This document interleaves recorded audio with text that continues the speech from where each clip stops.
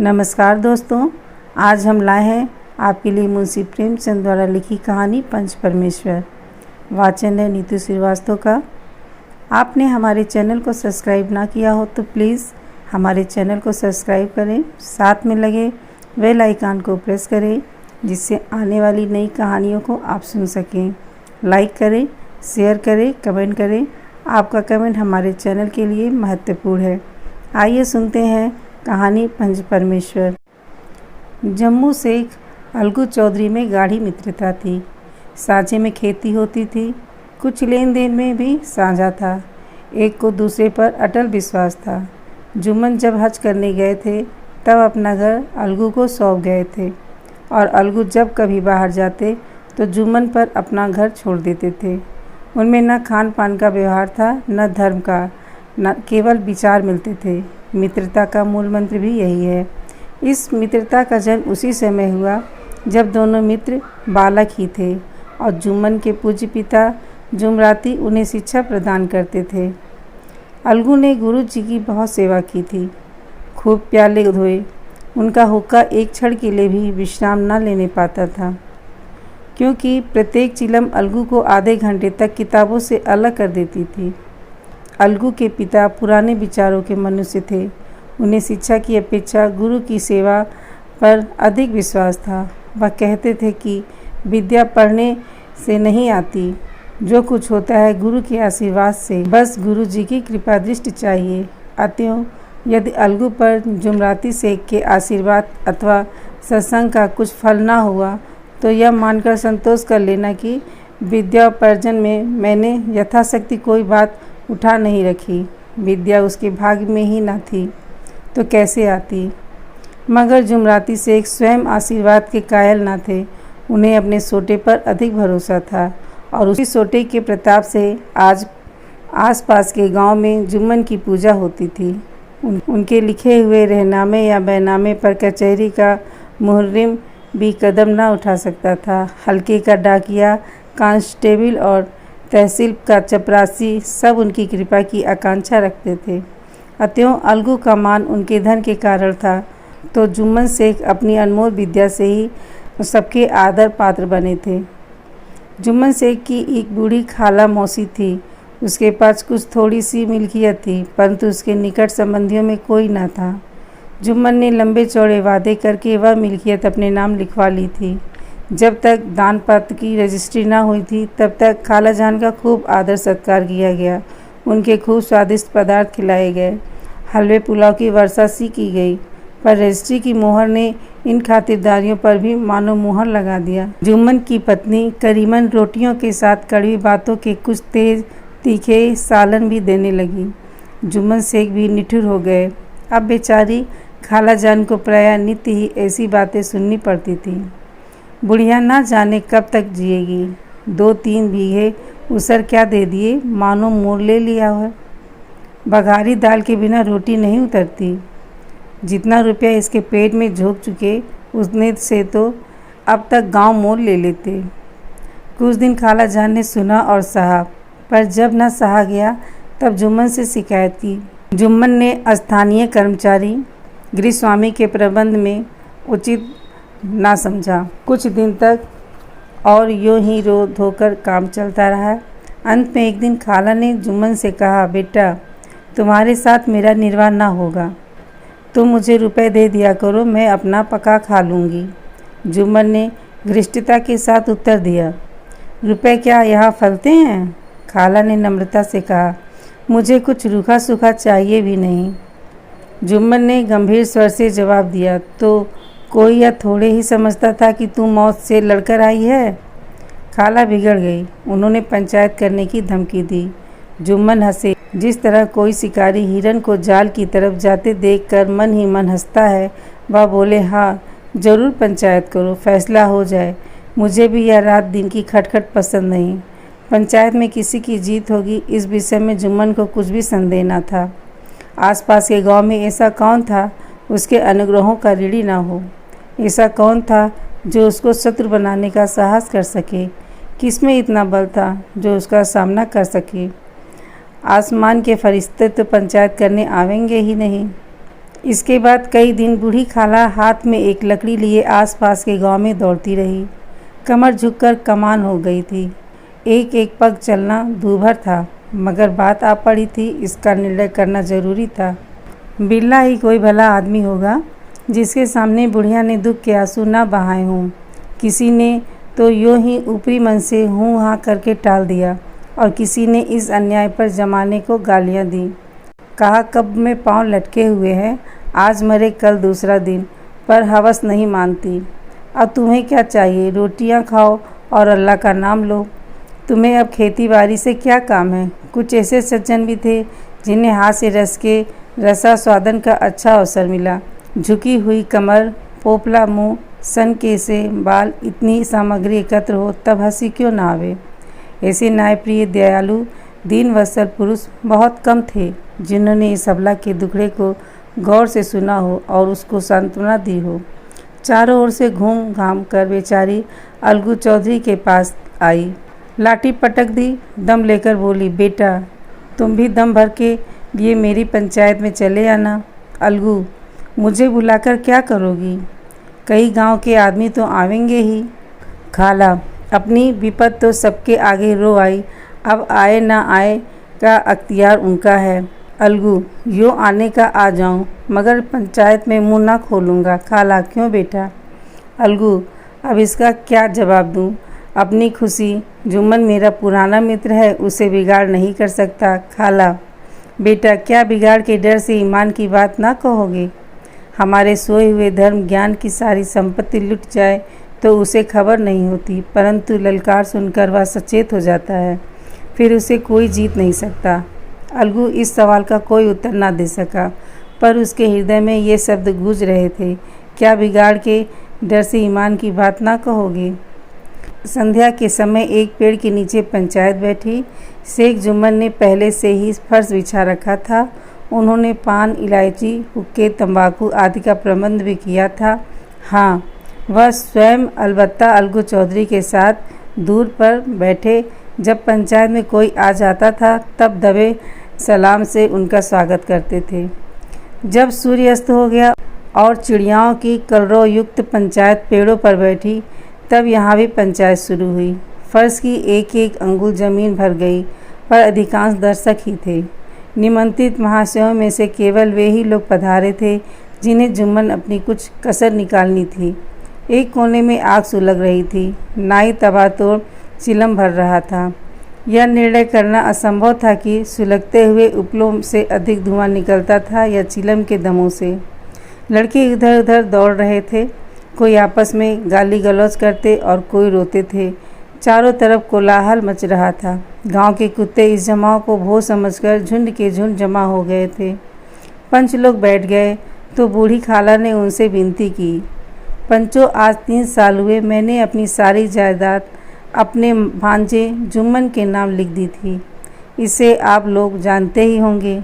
जुम्मन ने मुझे ताहयात रोटी कपड़ा देना कबूल किया। साल भर तो मैंने इसके साथ रो धोकर काटा, पर अब रात दिन का रोना नहीं सहा जाता। मुझे न पेट की रोटी मिलती है न तन का कपड़ा। बेबस बेवा हूँ, कचहरी दरबार नहीं कर सकती। तुम्हारे सिवा और किसको अपना दुख सुनाऊँ? तुम लोग जो राह निकाल दो उसी राह पर चलूँ। अगर मुझसे कोई ऐब देखो तो मेरे मुंह पर थप्पड़ मारो। जुम्मन में बुराई देखो तो उसे समझाओ, क्यों एक बेकस की आ लेता है। मैं पंचों का हुक्म सिर माथे पर चढ़ाऊंगी।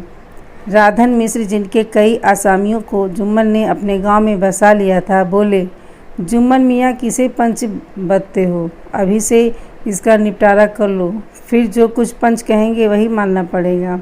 जुम्मन को इस समय सदस्यों में विशेषकर वे ही लोग दिख पड़े जिनसे किसी न किसी कारण उनका वैमनस्य था। जुम्मन बोले, पंचों का हुक्म अल्लाह का हुक्म है। खाला जान जिसे चाहे उसे बदे, मुझे कोई उज्र नहीं। खाला ने चिल्लाकर कहा, अरे अल्लाह के बंदे, पंचों का नाम क्यों नहीं बता देता?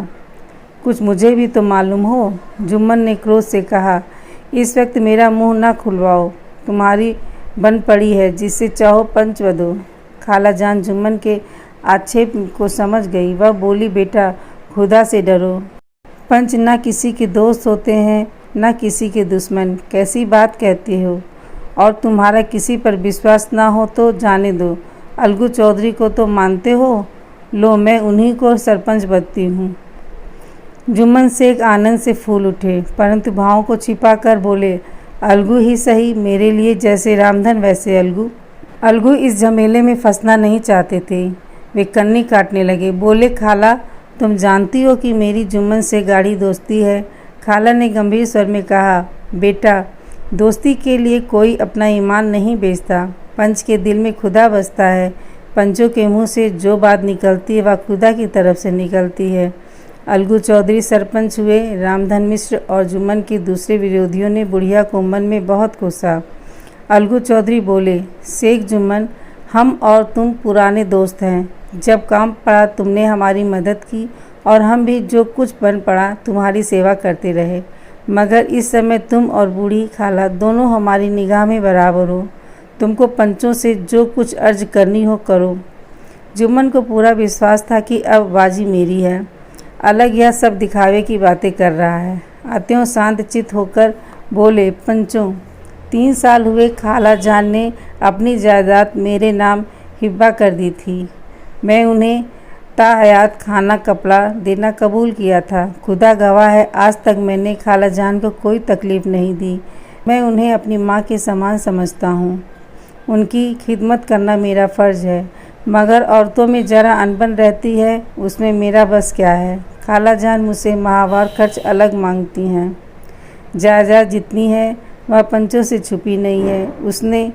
उससे इतना मुनाफा नहीं मिलता कि माहवार खर्च दे सकूं। इसके अलावा हिब्बा नामे में माहवार खर्च का कोई जिक्र नहीं तो मैं भूल कर भी इस झमेले में ना पड़ता। बस मुझे यही कहना है। आइंदा पंचों का अख्तियार है, जो फैसला चाहे करे। अलगू चौधरी को हमेशा कचहरी से काम पड़ता था, अतः वह पूरा कानूनी आदमी था। उसने जुम्मन से जिरा शुरू की। एक एक प्रश्न जुम्मन के हृदय पर हथौड़ी की चोट की तरह पड़ता था।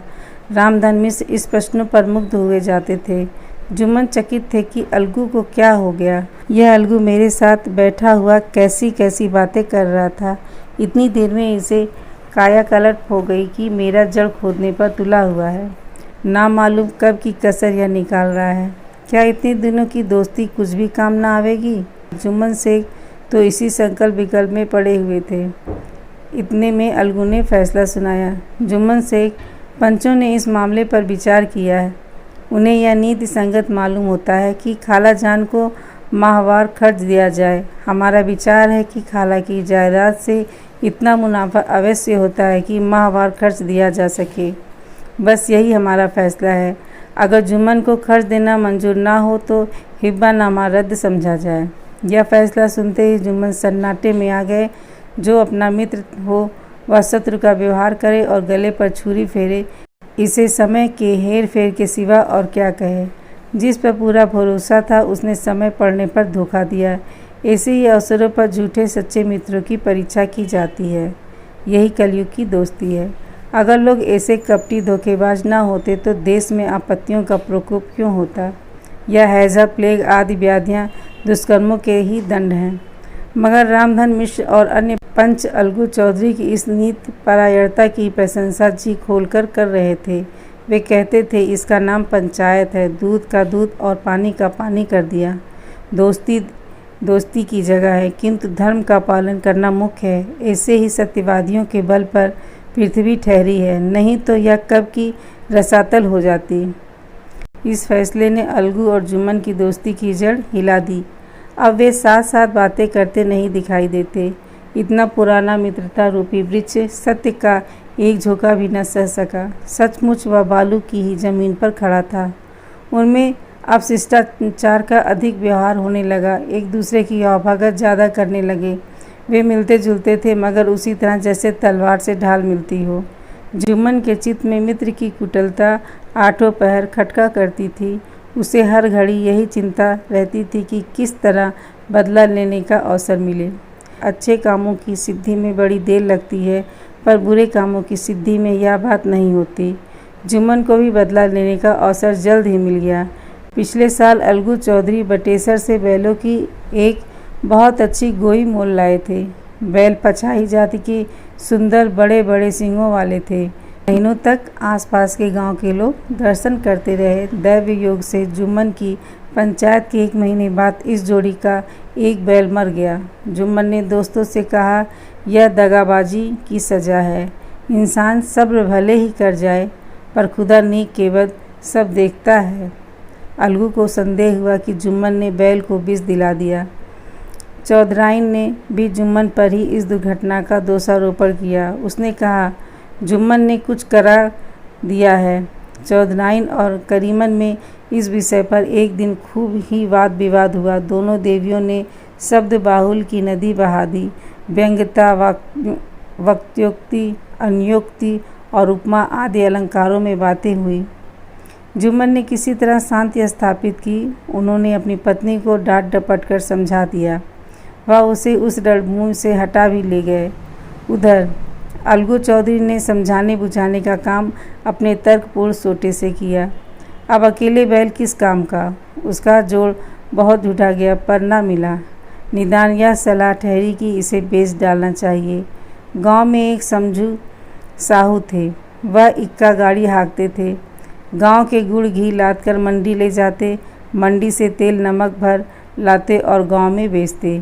इस बैल पर उनका मन लहराया। उन्होंने सोचा, यह बैल हाथ लगे तो दिन भर में बेखटके 3 खेप हो। आजकल तो एक ही खेप में लाले पड़ जाते हैं। बैल देखा, गाड़ी में दौड़ाया, बाल भौरी की पहचान कराई, मोल तोल किया और लाकर द्वार पर बांध ही दिया। 1 महीने में दाम चुकाने का वादा ठहरा। चौधरी को भी गरज थी ही घाटे की परवाह न की। समझू साहू ने नया बैल पाया तो लगे उसे रगेदने।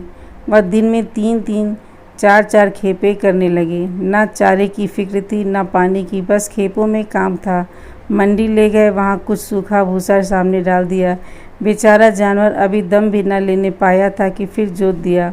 अलगू चौधरी के घर था तो चैन की बंसी बजती थी। बैलराम छठे छमाहे कभी बहली में जोते जाते थे। खूब उछलते कूदते और कोसों तक दौड़ते चले जाते थे। वहाँ बैलराम का रातिब था। साफ पानी, दली हुई अरहर की दाल और भूसे के साथ खली, और यही नहीं, कभी कभी घी का स्वाद भी चखने को मिल जाता था। शाम सवेरे एक आदमी खरहरे करता, पोंछता और सहलाता था। कहाँ वह सुख चैन, कहाँ यह 8 पहर की कड़ी खपत। महीनों भर ही में वह पिस सा गया। इक्के को यह जुआ देखते ही उसका लहू सूख जाता था। एक एक पग चलना दूभर था, हड्डियां निकल आई थीं, पर था वह पानीदार, मार की बर्दाश्त न थी। एक दिन चौथी खेप में साहू जी ने दूना बोझ लादा। दिन भर का थका जानवर पैर न उठते थे, पर साहू जी के कोड़े फटकारने लगे। बस फिर क्या था, बैल कलेजा तोड़कर चला। कुछ दूर दौड़ा और चाहा कि जरा दम ले लूं, पर साहू जी को जल्द पहुंचने की फिक्र थी। अतएव उन्होंने कई कोड़े बड़ी निर्दयता से फटकारे। बैल ने एक बार फिर जोर लगाया, पर अब की बार शक्तियों ने जवाब दे दिया। वह धरती पर गिर पड़ा और ऐसा गिरा कि फिर ना उठा। साहू जी ने बहुत पीटा, टांग पकड़कर खींचा, नतनों में लकड़ी ठूस दी, पर कहीं मृतक भी उठ सकता है। तब साहू जी को कुछ शक हुआ। उन्होंने बैल को गौर से देखा, खोलकर अलग किया और सोचने लगे कि गाड़ी कैसे घर पहुँचे। बहुत चीखे चिल्लाए, पर देहात का रास्ता बच्चों की आँख की तरह सांझ होते ही बंद हो जाता है। कोई नज़र न आया। आसपास कोई गांव भी न था। मारे क्रोध के उन्होंने मरे हुए बैल पर और दुर्रे लगाए और कोसने लगे, अभागे, तुझे मरना ही था तो घर पहुंचकर मरता। ससुरा बीच रास्ते में ही मर गया, अब गाड़ी कौन खींचेगा। इस तरह साहू जी खूब जले भुने। कई बोरे गुड़ और कई पीपे घी उन्होंने बेचे थे। 200-250 रुपये कमर में बंधे थे। इसके सिवा गाड़ी पर कई बोरे नमक थे। अतएव छोड़कर जा भी न सकते थे। लाचार बेचारे गाड़ी पर ही लेट गए। वहीं रत जगह करने की ठान ली। चीलम पी गया, फिर हुक्का पिया। इस तरह साहब जी आधी रात तक नींद को बहलाते रहे। अपनी जान में तो वह जागते ही रहे, पर पाँव फटते ही जो नींद टूटी और कमर पर हाथ रखा तो थैली गायब। घबरा कर इधर उधर देखा तो कई कनस्तर तेल भी नदारत। अफसोस में बेचारे ने सिर पीट लिया और पछाड़ खाने लगा। प्रातःकाल रोते बिलखते घर पहुँचे। सहुआइन ने जब यह बुरी सुनावनी सुनी तब पहले तो रोई, फिर अलगू चौधरी को गालियाँ देने लगी। निगोड़े ने ऐसी कुलच्छनी बैल दिया कि जन भर की कमाई लुट गई। इस घटना को हुई कई महीने बीत गए। अलगू जब अपने बैल के दाम मांगते तब साहू और सहुआइन दोनों ही झल्लाते हुए कुत्ते की तरह चढ़ बैठते और अंड बंड बकने लगते। वाह, यहाँ तो सारे जन्म की कमाई लुट गई, सत्यानाश हो गया, इन्हें दामों की पड़ी है। मुर्दा बैल दिया था, उस पर दाम मांगने चले हैं। आंखों में धूल झोंक दी, सत्यानाशी बैल गले बांध दिया। हमें निरापोगा ही समझा है, हम भी बनिया के बच्चे हैं, ऐसे बुद्धू हैं कहीं और होंगे। पहले जाकर किसी गड्ढे में मुंह धो आओ, तब दाम लेना। ना जी मानता हो तो हमारा बैल खोल ले जाओ, महीना भर के बदले 2 महीने जोत लो। और क्या लोगे? चौधरी के अशुभ चिंतकों की कमी न थी। ऐसे अवसर पर वे भी एकत्र हो जाते और साहू जी के बराने की पुष्टि करते, परंतु 150 रुपये से इस तरह हाथ धो लेना आसान ना था। एक बार वह फिर गर्म पड़े। साहू जी बिगड़ कर लाठी ढूंढने घर चले गए। अब सहुआइन ने मैदान लिया। प्रश्नोत्तर होते होते हाथापाई की नौबत आ पहुंची। सहुआइन ने घर में घुसकर किवाड़ बंद कर लिए। शोरगुल सुनकर गांव के भले मानस घर से निकले। वह परामर्श देने लगे कि इस तरह से काम ना चलेगा, पंचायत कर लो, कुछ तय हो जाए उसे स्वीकार कर लो। साहू जी राजी हो गए। अलगू ने भी हामी भर ली। पंचायत की तैयारी होने लगी। दोनों पक्षों ने अपने अपने दल बनाने शुरू किए। इसके बाद तीसरे दिन उसी वृक्ष के नीचे पंचायत बैठी। वही संध्या का समय था। खेतों में कौवे पंचायत कर रहे थे। विवादग्रस्त विषय था यह कि मटर की फलियों पर उनका कोई अस्तित्व है या नहीं, और जब तक यह प्रश्न हल न हो जाए तक वे रखवाले की पुकार पर अपनी अप्रसन्नता प्रकट करना आवश्यक समझते थे। पेड़ की डालियों पर बैठी सुख मंडली में वह प्रश्न छिड़ा हुआ था कि मनुष्य को उन्हें बेसुरौवत कहने का क्या अधिकार है, जब उन्हें स्वयं अपने मित्रों से दगा करने में भी संकोच नहीं होता। पंचायत बैठ गई तो रामधन मिश्र ने कहा, अब देरी क्या है, पंचों का चुनाव हो जाना चाहिए। बोलो चौधरी, किस किस को पंच बनते हो? अलगू ने दीन भाव से कहा, समझू साहू ही चुन ले। समझू खड़े हुए और कड़क कर बोले, मेरी ओर से जुम्मन शेख। जुम्मन का नाम सुनते ही अलगू चौधरी का कलेजा धक धक करने लगा, मानो किसी ने अचानक थप्पड़ मार दिया हो। रामधन अलगू के मित्र थे, वह बात को ताड़ गए। पूछा, क्यों चौधरी, तुम्हें कोई उज्र तो नहीं? चौधरी ने निराश होकर कहा, नहीं, मुझे क्या उज्र होगा। अपने उत्तरदायित्व का ज्ञान बहुधा हमारे संकुचित व्यवहारों का सुधारक होता है। जब हम राह भूल कर भटकने लगते हैं तब यही ज्ञान हमारा विश्वसनीय पथ प्रदर्शक बन जाता है। पत्र संपादक अपनी शांति कुटी में बैठा हुआ कितनी घृष्टता और स्वतंत्रता के साथ अपनी प्रबल लेखनी से मंत्रिमंडल पर आक्रमण करता है, परंतु ऐसे अवसर आते हैं जब वह स्वयं मंत्रिमंडल में सम्मिलित होता है। मंडल के भवन में पग धरते ही उसकी लेखनी कितनी मर्मज्ञ, कितनी विचारशील, कितनी न्यायपरायण हो जाती है। इसका कारण उत्तरदायित्व का ज्ञान है।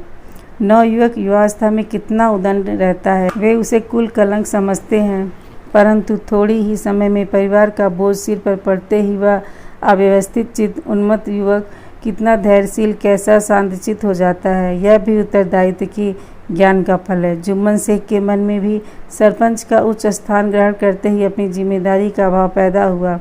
उसने सोचा, मैं इस वक्त न्याय और धर्म के सर्वोच्च आसन पर बैठा हूँ। मेरे मुंह से इस समय जो कुछ निकलेगा वह देववाड़ी के सदृश है, और देववाड़ी मेरे मनोविकारों का कदापि समावेश ना होना चाहिए।